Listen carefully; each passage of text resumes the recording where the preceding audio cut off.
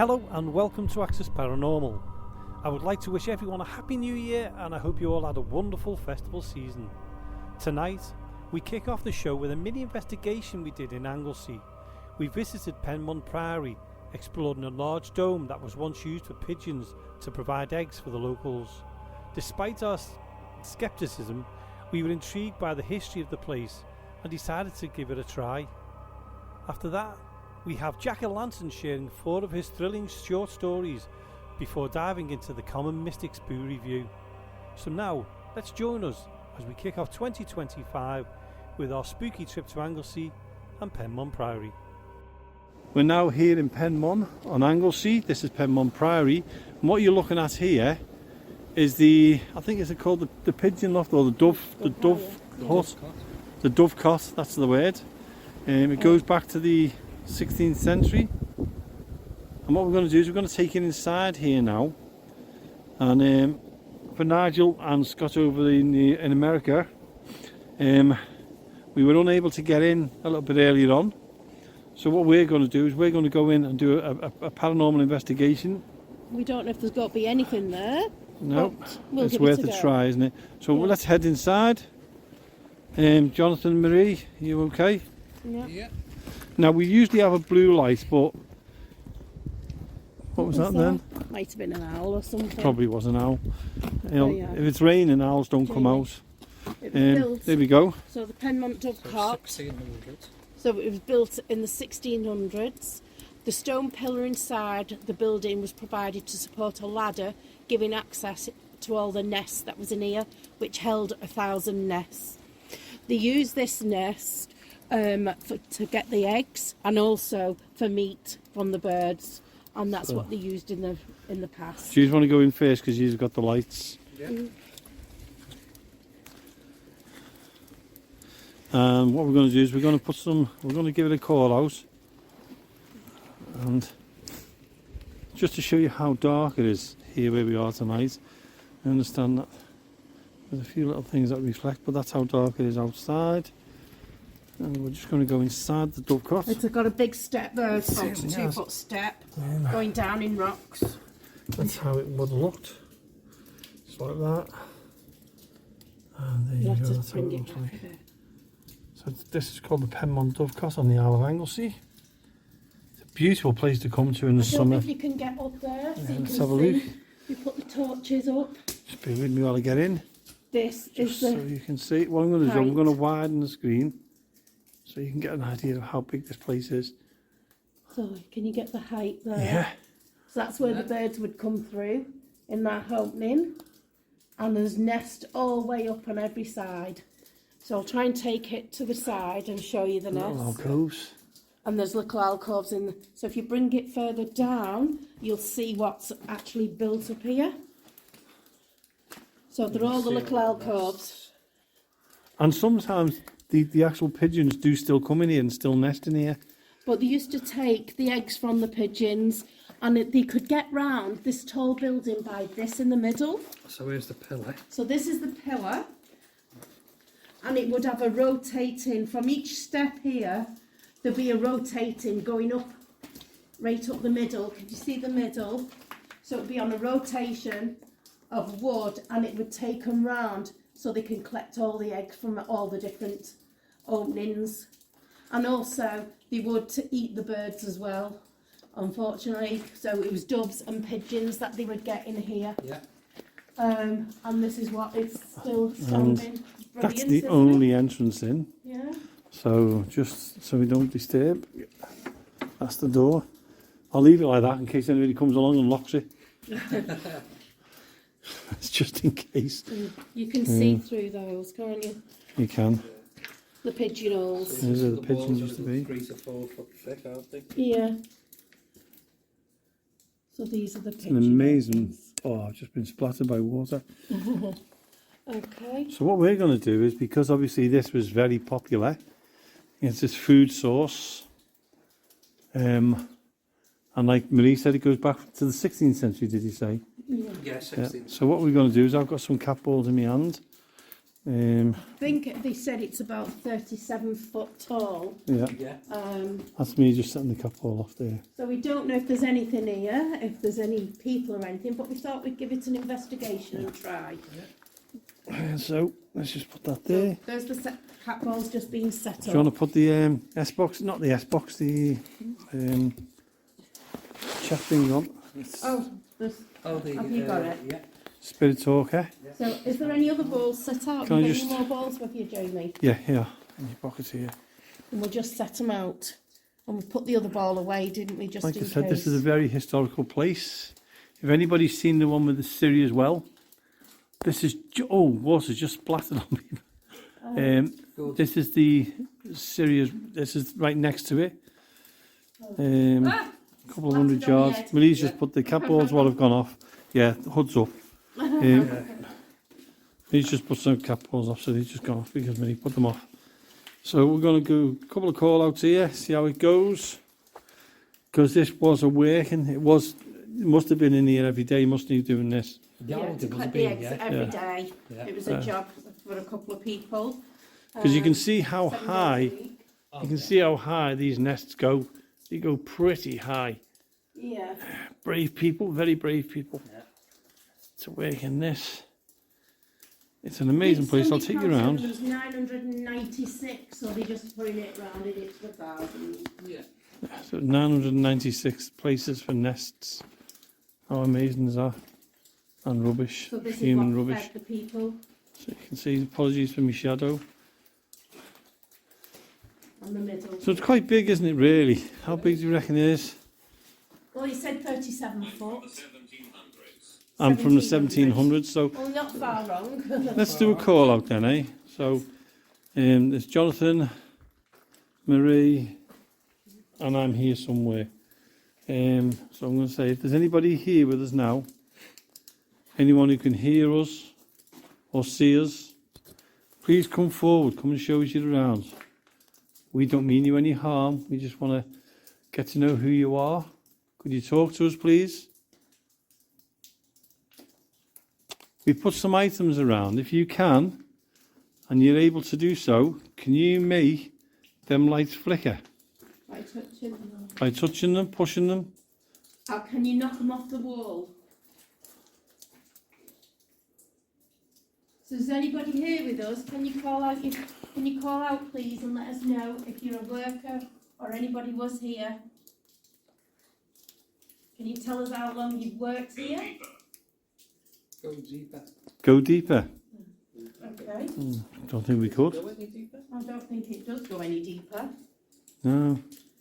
There's a building on the outside, just to the left, isn't there? I'll tell you what, they go low down, don't they? Well, I was just going to say, was it not So I'm wondering if it did go deeper. Did it go any Because look might how, have, can you yeah. see Yeah. whether it did go deeper? You've got Because the pigeonholes down pigeonholes here. are right on the bottom floor, there, yeah. on the floor. Yeah. And So that- you never know. And the step there, look at the steps coming down. then that's a I big... think it was a gone deeper. So It it looks might like have it's done. Because look at that. Yeah. And the step from here. So you never know. There might be a deeperness, it might have been filled in. Hmm? Let's do some calling out. For our friends in America, this is an amazing piece of structure. And if you think about it, this was built in the 16th century. How incredible were the people there. The rotating on here. They rotated It's it huge. to Yeah. collect all the eggs. Just to get yourself round to collect them all. Yeah. Yeah. What a job that would have been. Is there somebody in here with us now? Anyone who can communicate with us and talk to us? You've got myself, Jamie. You've got Marie. Hello. This is Marie here. Hello. And this is Jonathan. Anywhere. Anyway, are you able to communicate with us? Show us some kind of lights? Move something? Are there any spirits in this area? Can you communicate with us? We just want to know about you. We're not coming here for any harm. I know you might see a lot of people in here, but we just want to know if you have a spirit in this area, any entities. If you can please just talk to us. We mean you no harm whatsoever. Apologies for the shadows. But if you can let us know anything about you, we'd appreciate it. It's the person here that used to work here. Anyone that used to collect the eggs.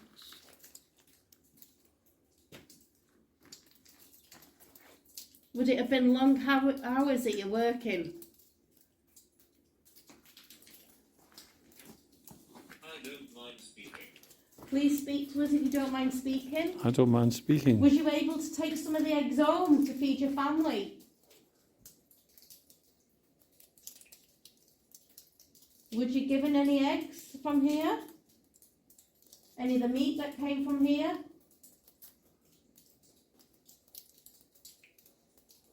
Was it hard work to climb up? On the rotation? And collect all them eggs up? Adam. Adam, Well, I've did done you that work before, haven't here? Did you like it with the birds? Did they become your friends?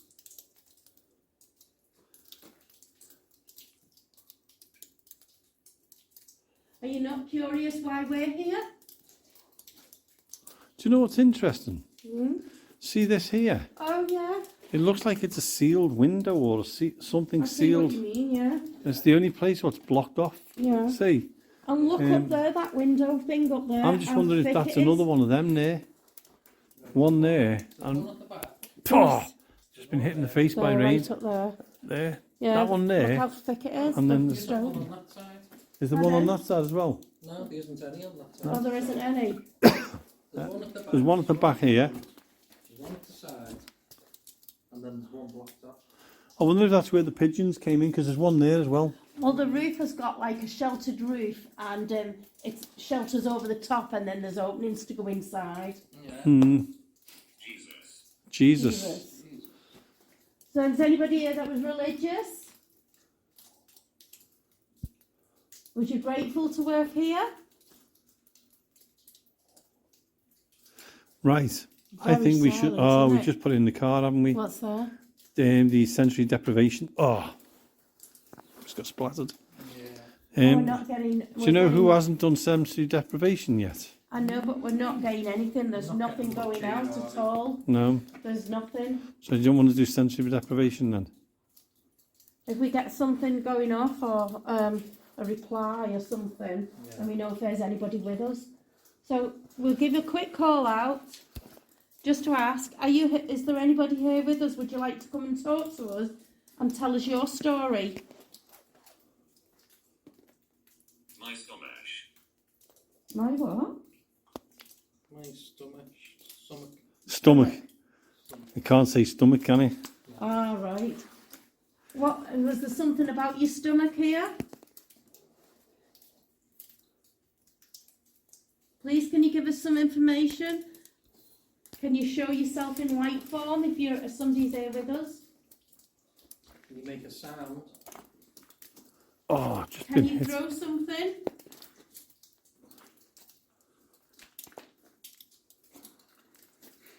Come on, do something. Do something to show Well, there must be here. somebody here who's worked here before. We are gathering energy. We are gathering Oh, energy. gathering energy. Can you gather energy from us? Or from my torch? Any kind of energy that you'd want? Now the cat balls what are out are the same ones we used at the City as well. Yeah.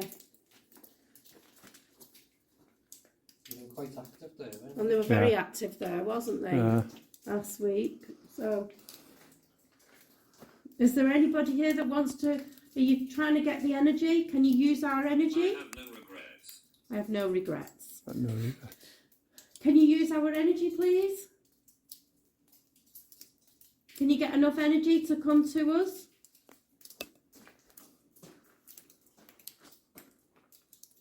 Are you able to communicate, come to us in light form? Or as a shadow? Or even just touch one of the balls? Have you got people with you, spirits around you, that you can gather the energy together? Can you put your energies together, please? Try one of the cat balls near the door. Because that would be where people kept coming in and out, wouldn't it? Yeah. So we'll put a cat ball there.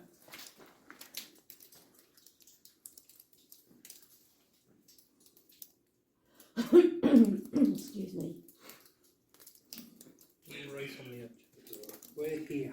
Work here. We're here. We're here. We're If you're here. All right. if you're here, then can you communicate with us, please? Come on, can you come in? Can you come in and join us, please? Can you come and help us? Move one of the little balls.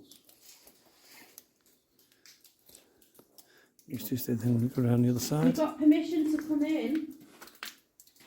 You've got permission off us. So you stay there, I'll come round. Okay. You've got permission off us to come into and talk to us and join us. Come on. Come on, there's 3 or 4 of these little balls. Will be placed. There's 3 of us. How many of you are there?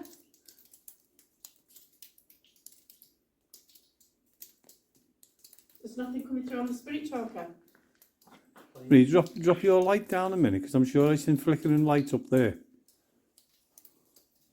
Just going to turn this light up because it looked like flickering lights. It might be, it's all right, I know what it is. Is it the... It's the rain, as the raindrops? rain drips onto you, you know, as you held your torch. Yeah, catching the raindrops. It was catching the raindrops, yeah, I've just spotted it then, The so. light, yeah, the raindrops as they're falling, it sparkles, doesn't it? Yeah, also, Yeah. there seems to be like little crystals inside the, you know, on the stone. Ah, A right. dampness, is it like a dampness or is it a crystal in Like the a crystal stone? in the stones. Right. It's like little tiny speckles of like Yeah, glittering. well that explains. We're safe We're here. safe here, thank you. Thanks for that. Can you tell us how many people worked here?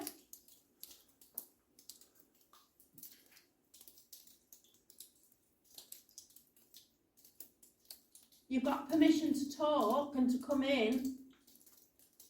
Come and tell us your story.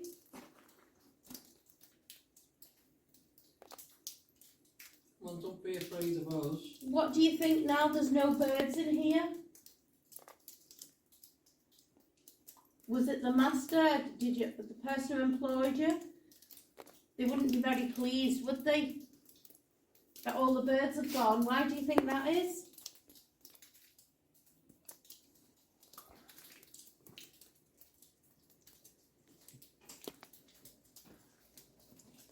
Right, we're not getting anything at all. Very calm, isn't it? Very, very It is. Give it a couple of more minutes, Okay. Yeah. and then if nothing happens, we'll head back to the warmth. What's that say? Over here. Over here, over where? Can you make a noise where you want us to go, please? Let me talk to you there. Well, I'm going to make, Can you because make a noise, please? for some reason where you or want other, us to I'm go? drawn to that corner over there, so that's Okay. me with the cat ball, sorry. I keep getting drawn to over here. Please, can you throw something So, where you want us to What I'm go? going to do is I'm going to put the cat ball there. And if there's somebody in this corner, can you see this? If I move this, the lights flicker, see? Now if you can, I'm going to move away so I'm not frightening anybody. If you can, let's just wait for it to go off first. Okay, if you can, I'll move away in case you're frightened of us. And you're willing to do so, can you make that light flicker? No one here is going to harm you in any way at all. There's lights outside. Is there? Yeah, Or torch lights or? I'm not sure of car lights. It's okay.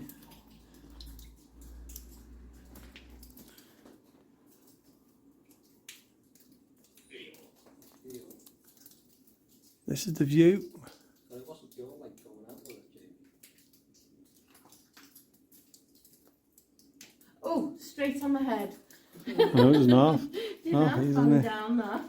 Well, I personally Well, feel it's the amazing most place, calm. isn't it? It is, and I feel like it's very, very calm in here. I did myself. Yeah. So, There's no, Let's just do a there's quick- no atmosphere, no. no, it's very heaviness calm. It's or very, anything, is there? No. No. it's very calm. There's nothing gone off in here. But we've given it a try. We've we tried. never knew. It's a beautiful, stunning place, Yeah. full of history. I've been here many, many times before. I It think, just seems you too know, calm, doesn't it? I think it's bigger So- than what it should be because What what's was that? that? Smell. Smell. I can't. It might have been at the time with all the bird muck. So what I'm going to do, I'm going It's to all right do a now. quick walk around while I collect the Thank you for items. joining us. Yeah, we give it a good 15, well, we give it a good 20 odd minutes. So we give it a try. So Nigel and Scott, we hope you've enjoyed this little bit of a call out we've done as a little bit of an extra. So, what's that? Go through the top of that window. No, nothing.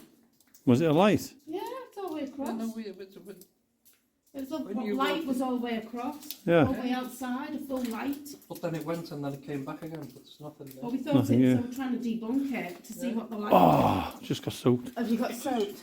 Can you see anything? I can't see anything through them. No. I can't see it being through the stone wall. No, because the stuff, I mean, I'm going to put it into the bit into there to show you. Well, There's no light. there's nobody outside. No, do there's you no mean? light. So that's So we don't know interesting. what that light was outside. Yeah. Let's just have a look at this. It's all. It's really- Well, the birds had a lovely place. Very didn't dark they? stones in here. Look at this. What's that? Oh, spider. Spider's web, anyway. Look at them no stones there. Yeah. Right, and if you put them inside, look how dark them stones are in there. Oh yeah, look really. But yeah. if we get one, if a spider gets me now, Nicholas. Nicholas. Well, we don't know what that light was outside, Some unusual and there's stones. nobody there. If you look at them stones here, and I'll put it back in because that's where it belongs. What about They're him? much darker. No, that's so dark. But when you bring them out, they're not as dark. Alright. So it's just an interest. Okay. Sadly, Thank you for joining us. in this little pigeon loft, nothing happened at all, apart from the lights, which was interesting. On a few things But- we debunked. A few Yeah. things But- we've debunked, yeah, and yeah. that's what it's about. We're not here That's to it. To we're not fool here to anybody fool or anyone. We're here anything. to enjoy No. ourselves. So that was our little investigation up there in Penmont Priory over in Anglesey. And before we go any further, I just want to advertise a little bit for my son Mark.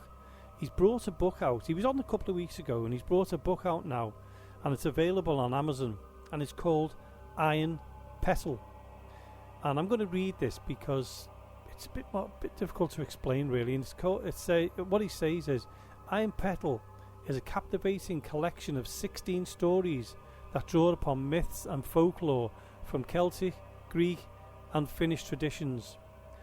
The author, which is Mark, explores the realms of the inner world and non-linear time, introducing readers to the various cultures, figures, and archetypes. From the retelling of the Welsh legend Arthur in the Cave to cyberpunk twist on the Greek myth Prometheus. This self-published debut shows the imaginative talent of self-taught writer who began his writing journey to improve his spelling and grammar for university studies. Now, if you want to buy the book, you can buy this on Amazon under his author name, Mark Francis Bloom. You can buy it in the Kindle version at £3, a hardback at £15, or the paperback at £10.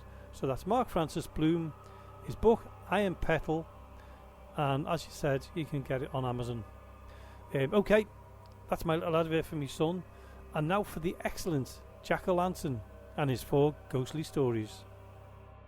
Could you stay in a genuinely haunted house? Well, I recently spoke with a family who did exactly that, and here is their terrifying, true story. It takes place in the early 2000s, and the house had a rather strange atmosphere from the very beginning. Both parents would be quite annoyed during the night by what sounded like a hairdryer or a hoover, echoing throughout the house. Naturally, they thought it was their neighbours next door and become quite frustrated with them. But it soon became apparent the noise was too loud to be coming through the walls, and whenever you would get closer to the source, it would stop. Now, eventually, things got a little more spooky. A few weeks into living at the house, they heard what sounded like wet footprints walking down the hallway in the dead of night. "Hello," they shouted. Terrified, they thought some kind of intruder was in. No response. Eventually, Dad of the house gets up to investigate. All is eerily quiet. The following night, the sound of a hairdryer again. This noise was starting to get annoying now. People couldn't get to sleep in the house, including the children. Now, interestingly, nobody liked being in the bathroom. It had a rather dark and heavy atmosphere in there. So people went in, did their business and were in and out. Nobody wanted to get a bath. So, with all the hauntings seeming to emanate from around the bathroom, this is where things take a darker turn. But before that, I want to tell you about when the mother of the house was out shopping locally and got brought back by a taxi. He opened the door and offered to take her bags in. However, they were both hit by an icy cold gush of wind, almost paranormal. Upon feeling this wind, the taxi driver said, "Sorry love, I'm leaving your bags at the front door, I don't want to go inside."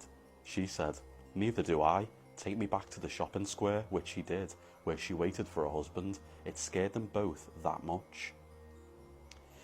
Now, this accumulated over time, and the kids began to complain about how unhappy they were in the house, and particularly about being woken up by this annoying noise in the night, which the source could just not be found. So eventually, after only 4 months, the family decided to move away. Now, on the final day, as they're loading up the van outside, of course the nosy neighbour's watching over the fence. She says to the mother of the house, "Excuse me, I've noticed you didn't stay for very long. Is there any particular reason?" So she said, "Yeah, we just didn't like it here." And almost thinking the neighbour could still be to blame for these noises, she brings up the sound of this hairdryer. The woman's face runs cold. She then explains to her, "No family have lasted in your house. All the residents before you have moved within a matter of months.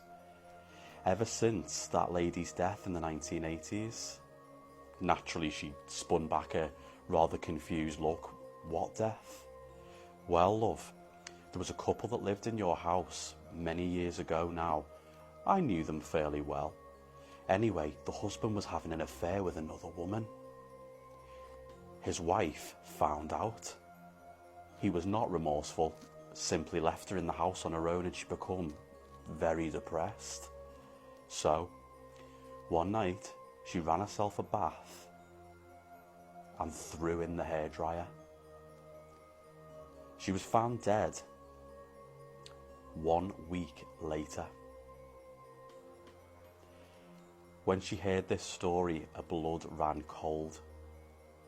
It explained these phantom noises of a hairdryer, wet footprints, and that awful atmosphere in the bathroom.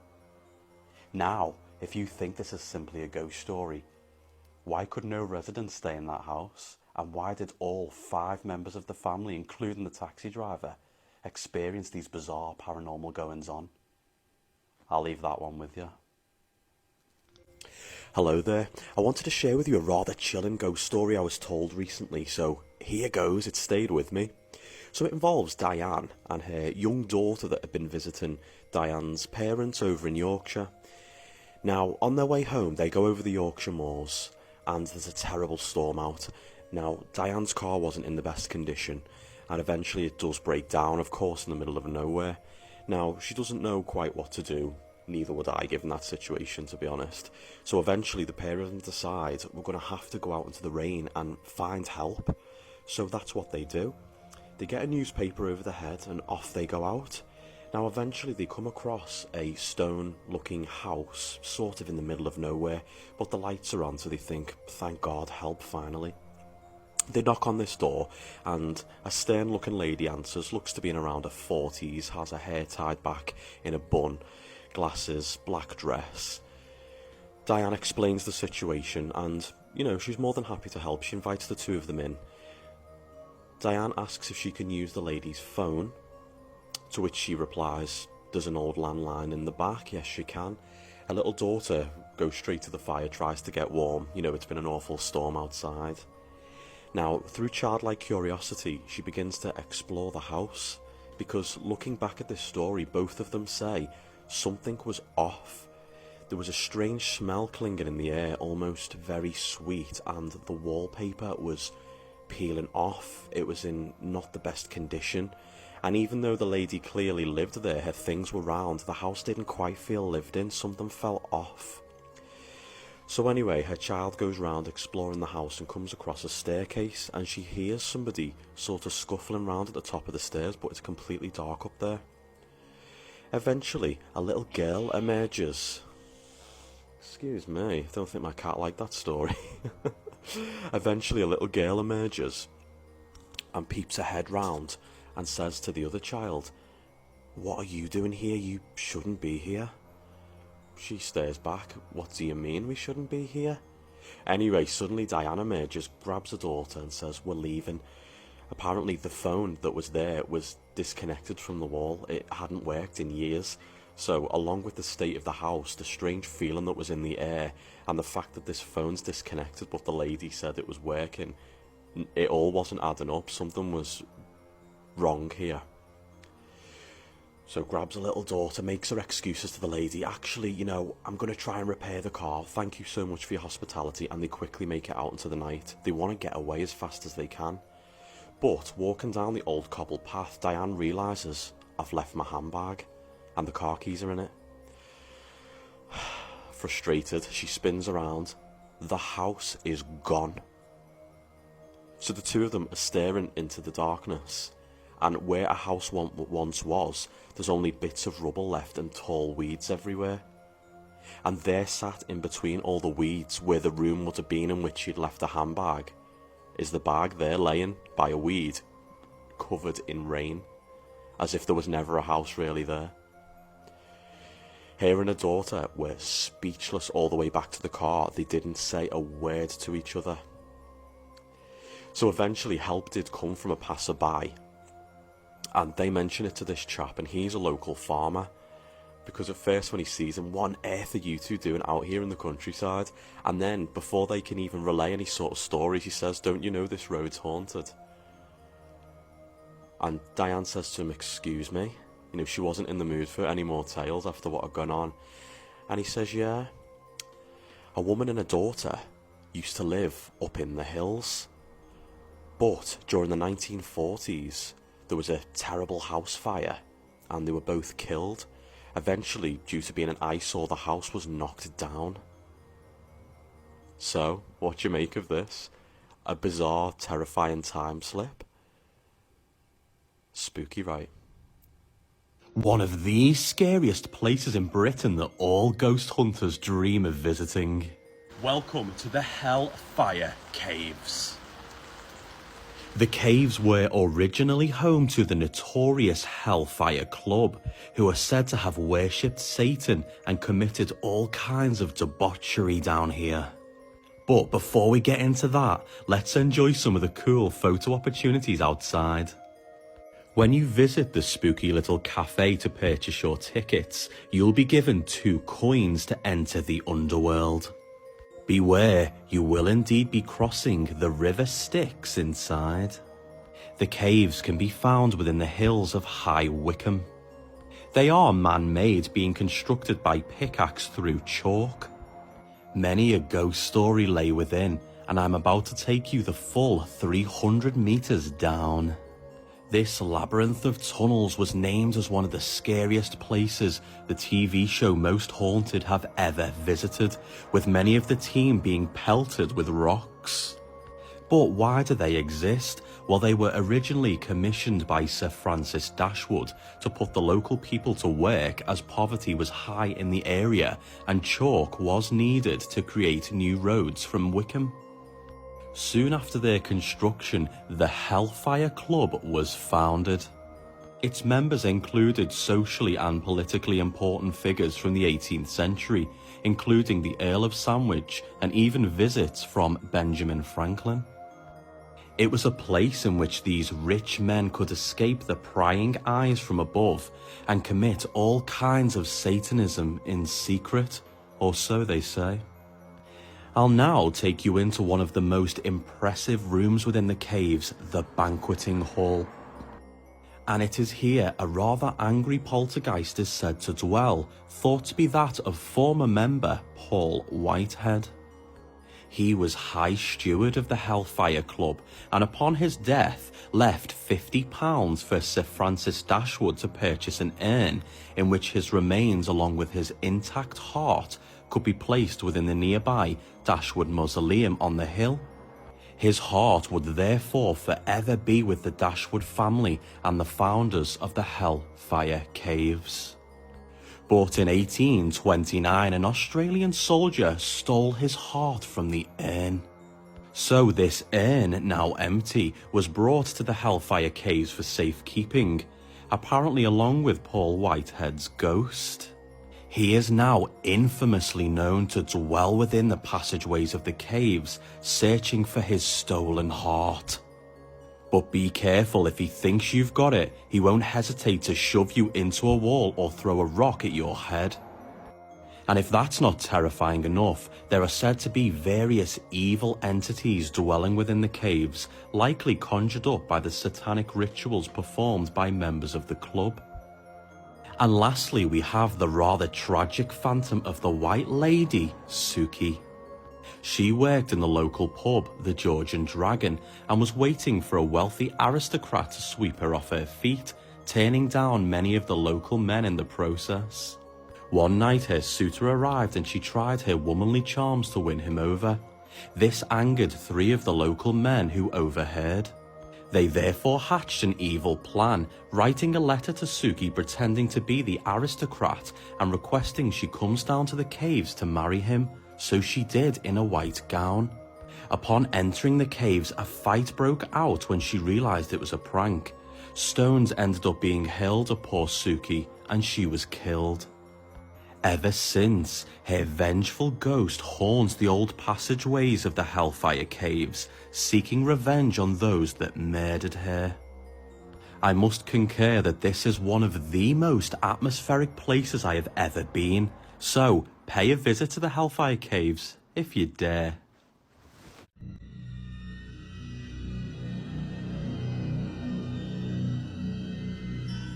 This is one of the creepiest ghost stories I have ever been told firsthand, and comes from Linda, aged 58. Let me take you back to a small village in Little Crosby, Liverpool, 1976. And this is how Linda tells it. Me and Mum had been to visit my grandparents in Ormskirk that night. Due to heavy rain, the road to our normal route had become flooded. So we had to detour whilst I held up a map for Mum and flicked on the lighter so she could see it in the dark. After driving half hour or so, we became lost, and to make matters worse, broke down. It was Mum's old Ford Capri. It was not reliable even then. She tried to remain calm, but I could see the panic set in. We were on a deserted country road, alone.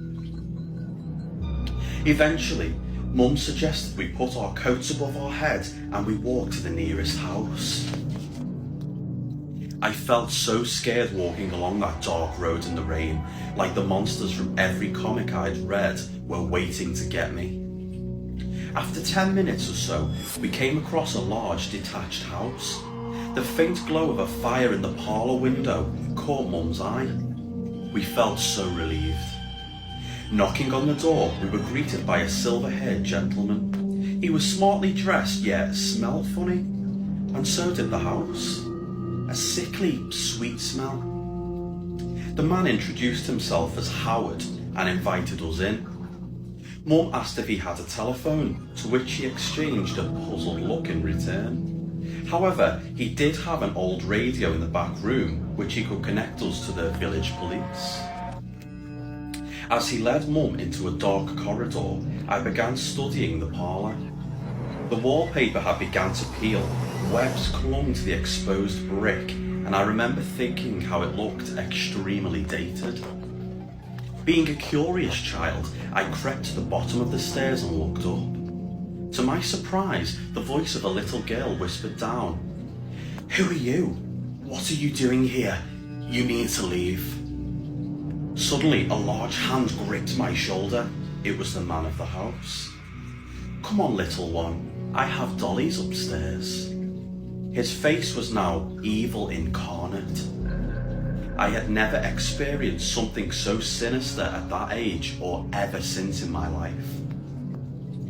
Thankfully, Mum then appeared, and despite being 5'4", she was not to be messed with. She too sensed something was very off, and she told the man we were leaving immediately, grabbed my hand and rushed us both out. Mum then let out an annoyed sigh. "My bloody handbag, I've left it in the back room." And as we turned around, the house had vanished. Rubble and weeds now stood in the vacant land the building had just once been. There, in a puddle about 10 metres away, lay Mum's handbag. Neither of us could speak in shock, and we ran like hell to the car, where a policeman was luckily waiting and came to our aid, having seen the car stopped in the road. The encounter had always haunted me and Mum, so around the age of 19 I began to research. An old house once stood on that road and was demolished after a terrible murder. The father had gone insane after his wife passed, and one night strangled his young daughter to death before hanging himself in the parlour. I believe some bizarre time slip happened to me and Mum that night, and I still think about that little girl upstairs and what could have been. So that was Jack-o'-lantern there with his ghost stories. Absolutely brilliant, and I've got to say a huge thank you to Jack for letting me use his stories from his TikTok page. And if you want to go across there and follow him, it's actually called just Jack-o'-lantern. Anyway, across to the Common Mystics, the Boo Review, and the Ghost of Stonewall Jackson.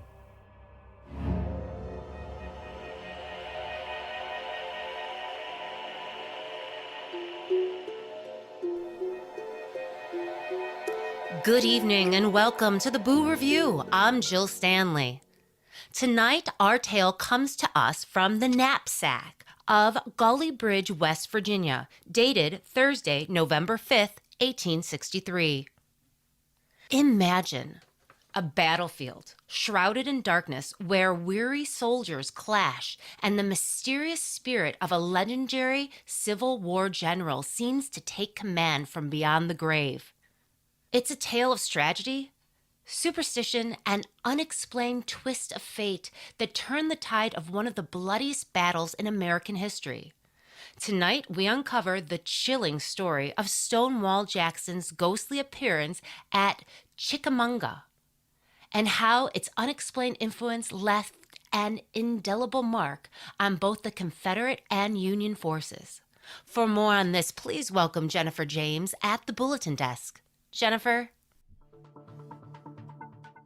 Thanks, Jill. The American Civil War stands as a pivotal chapter in United States history, a brutal conflict that pitted the Union North against the Confederate South. Amidst the turmoil of this epic struggle, many remarkable and courageous individuals rose to prominence. Among them was Confederate General Thomas Stonewall Jackson. Thomas Stonewall Jackson, one of the most prominent Confederate generals, passed away on May 10, 1863, during the Civil War. He died of pneumonia after being accidentally wounded by friendly fire. His loss dealt a devastating blow to the Confederate Army. Legend has it that the ghost of Stonewall Jackson didn't rest quietly, often appearing to soldiers on the battlefield during later clashes between the North and the South. But one sighting stands out as particularly confounding. That sighting took place during the infamous Battle of Chickamauga, one of the bloodiest battles of the Civil War. In September 1863, Union forces achieved a major victory by driving the Confederate Army out of the crucial stronghold of Chattanooga, Tennessee. The Confederate generals retreated, with the Union Army relentlessly on their heels. Refusing to admit defeat, the Confederates regrouped, determined to turn the tide. Their bold plan?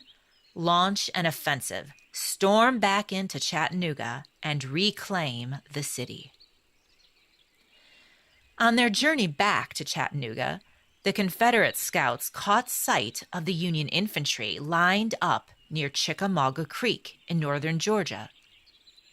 Seizing the moment, they made the bold decision to strike. In the early morning hours of September 19th, 1863, Confederate forces launched a fierce attack on the Union line. Wave after wave, they charged with relentless determination. But the Union troops stood their ground, repelling each violent assault with unwavering resolve. The Confederate soldiers were utterly dejected, their spirits crushed by the weight of yet another defeat. They sat that evening in unhappy circles around sullen campfires, the flickering flames casting long, jagged shadows across their weary faces. The air was heavy with silence, broken only by the occasional crackle of burning wood or the low murmur of resigned voices sharing bitter reflections. Their uniforms were dirt-streaked and torn, and their eyes, hollow with exhaustion.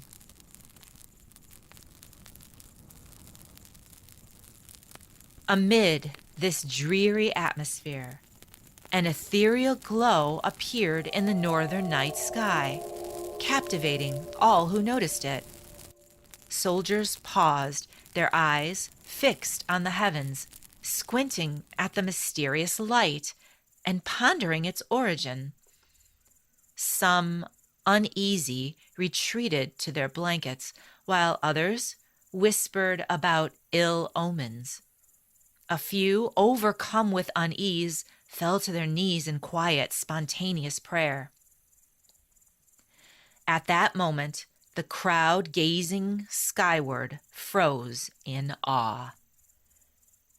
Emerging from the darkness was none other than the unmistakable figure of Stonewall Jackson, clad in his Confederate gray uniform, glowing with an otherworldly brilliance. His form was nearly transparent, yet undeniably commanding as he raised a saber high, cutting through the night air. But the spectacle didn't end there. Behind him, an entire ghostly army began to appear. Soldiers bathed in an ethereal light as they marched across the heavens, following their leader to the northwest, creating a scene which was at once mesmerizing as well as chilling. The Confederate soldiers gasped and awed at the miraculous sight, their breath catching in their throats as the vision unfolded before them. They called out in hushed, reverent whispers, as if speaking too loudly might shatter the moment. Slowly, they wormed out of their blankets, the cold night air biting at their skin, and pushed themselves up to face the strange and unexplainable phenomenon. Some wiped soot from their faces, others clutched at their comrades, their eyes wide with wonder and disbelief. Tears streamed down smoke-smeared cheeks as they embraced one another, overcome with emotion. Scores of men in gray, weary from the long campaign, stood shoulder to shoulder, transfixed by the event. The glow of campfires flickered across their worn faces as they stared, unable to look away. Surely, they thought, this was no ordinary occurrence.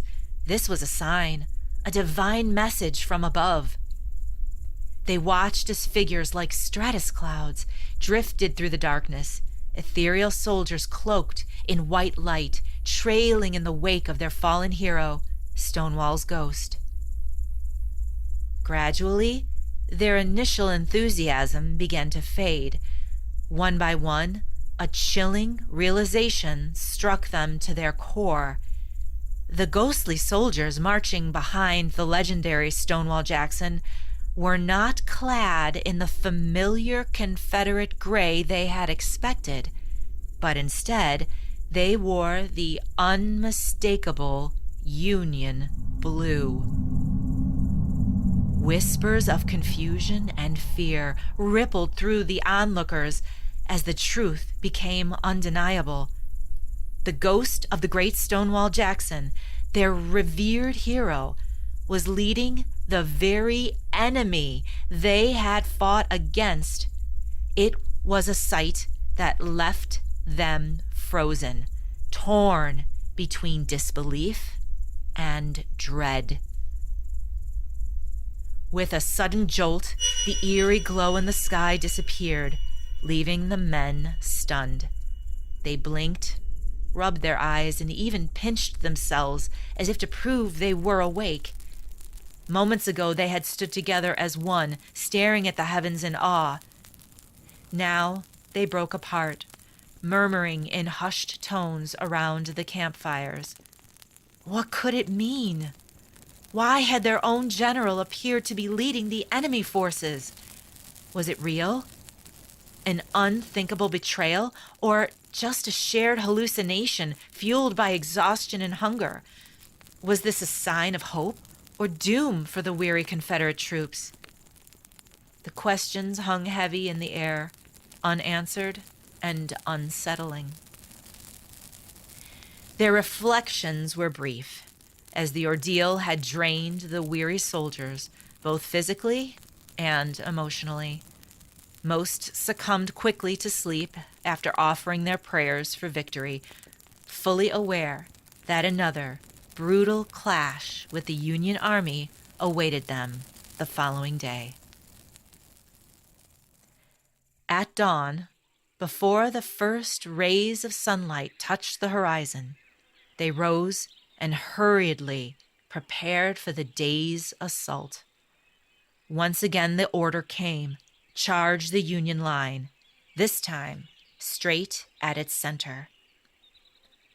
With unwavering resolve, they surged forward into the chaos of gunfire and smoke, fully aware that the same maneuver had ended in failure just the day before.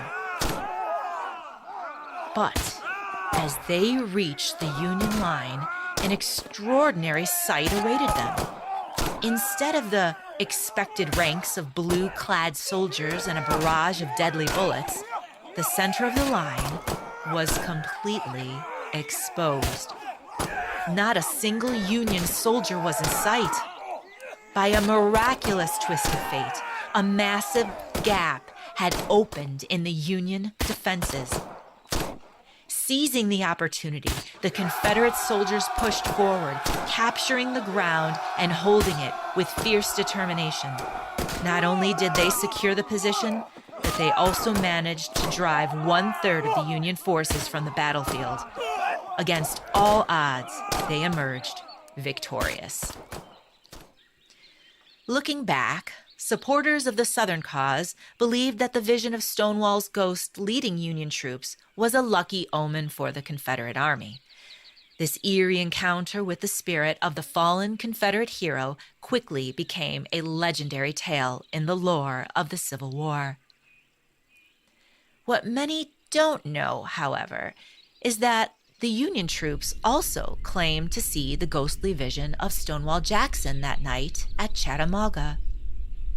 Strangely enough, a group of Union scouts believed the apparition signified that Stonewall was aiding their side.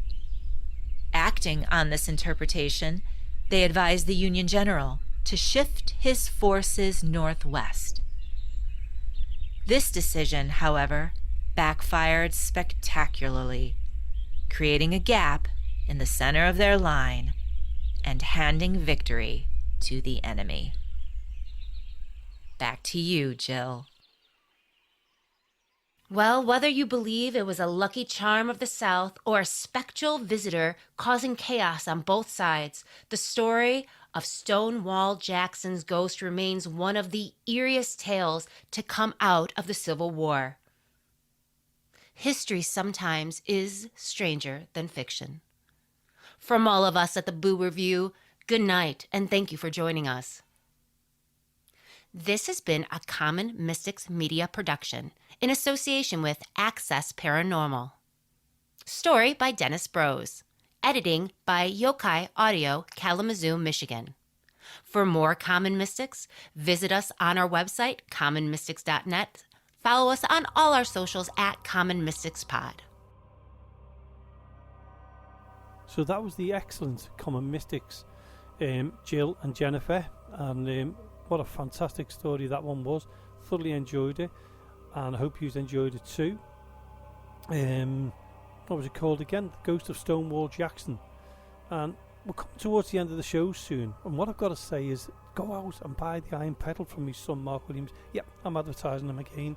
It's called the Iron Petal. It's a captivating collection of 16 stories that draw upon myths and folklore from Celtic, Greek and Finnish traditions, along with the Welsh legend in Arthur in the Cave. So that's my little bit of an advert for him anyway. So yeah, go out and buy that for us, or for yourselves really. Next week we'll be carrying on with probably another investigation and some more jack-o'-lantern stories. And I've got to say a huge thank you to Jack-o'-lantern, and also I hope you enjoyed the investigation down there in Penmont Prairie. No, nothing happened. That's the way it is. When, we try and debunk everything we can do. Well, we hope we can anyway. But anyway, we're coming towards the end of the show, and I want to say a huge thank you again to the Common Mystics, to Jack-o'-lantern, and to everybody in 2024 who's been on the show. It's onwards and upwards now. We'll be back again next week at the same time, 9 p.m, here on L35 Community Radio.